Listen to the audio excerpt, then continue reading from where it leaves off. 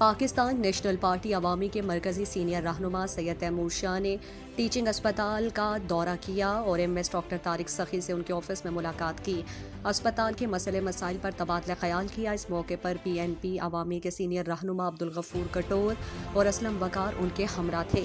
سید Timur شاہ کے کہنے پر M S نے اسپتال کے ڈیلی ویجز ملازمین کے 1 مہینے کی تنخواہیں جاری کر دیں، ایمبولینس گاڑی میں نئے ٹائر ڈلوا دیے اور ابھی ایمبولینس زیر استعمال میں ہے۔ سید تیمور شاہ نے متعلقہ صوبائی حکام سے بات کر کے ادویات کا مسئلہ بھی حل کرایا۔ ادویات کی پہلی کھیپ 6 دن بعد پہنچ جائے گی۔ اسپتال میں ڈاکٹرز کی کمی نہیں، یہاں سینئر اور پروفیسرز لیول کے ڈاکٹرز علاج کر رہے ہیں۔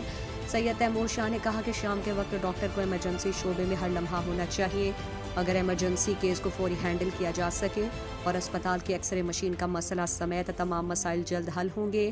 صوبائی وزیر صحت سید احسان شاہ کو ضلع کیچ سمیت بلوچستان کے شہر کے مسائل اور عوام کے مشکلات کا احساس ہے۔ ہم ضلع کیچ کے عوام کو ہرگز مایوس نہیں کریں گے۔